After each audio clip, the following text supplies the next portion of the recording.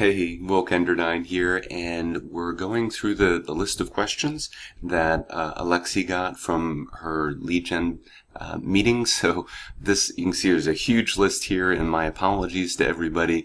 I have already answered some of these questions to Alexi, the urgent questions, so stay calm.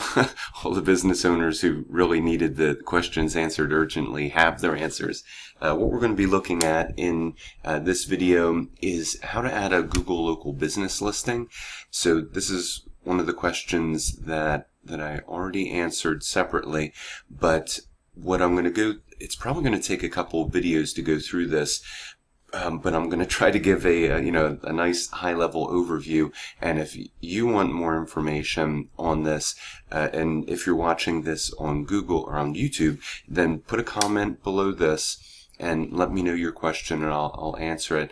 But just real quickly, what we're looking at is google.com/business, and I agree. So I agree with all the information that Google has in here.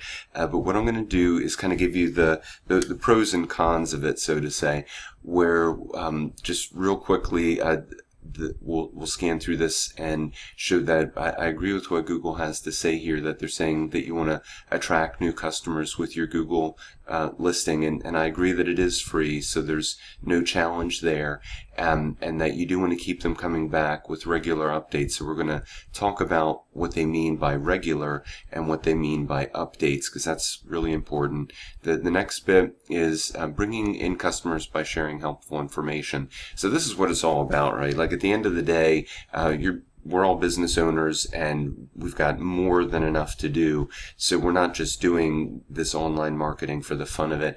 We want the phone to ring. We want customers to come in, and and ideally it's more than just leads. Ideally it's more than just prospects. We want customers. So we want people who show up, and yeah, they're prospects, but we want them to actually buy what we're selling. And then there's engaging online and building customer loyalty. So that's after somebody is a customer. How do you keep them as an ongoing customer and client? And then discover how people find your business. So we've already covered a little bit of that in a previous video, but then we get down to how to get started, so you can either do it online or give them a call, and we'll talk a little bit about that. So that's the really high level overview. So now let's dig in, and that's just the first tab. So there's home, how it works, and resources. So it is both deep and wide.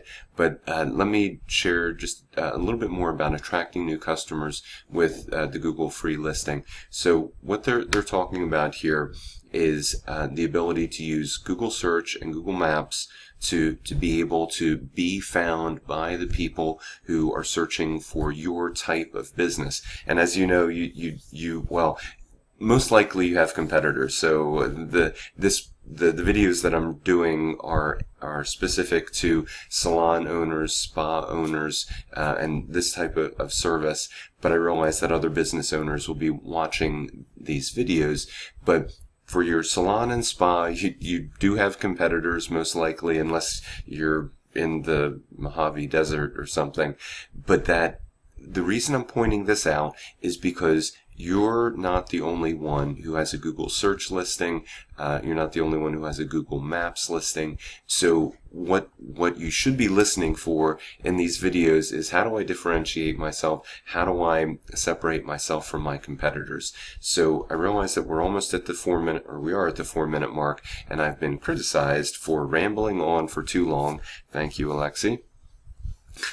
So I'm going to cut this one short, and I'll come back in the next video to talk just a little bit more about differentiating yourself and how you are going to attract those leads, prospects, and customers with the free Google listing, not Google paid search. We're still talking about free. Talk to you again in just a minute.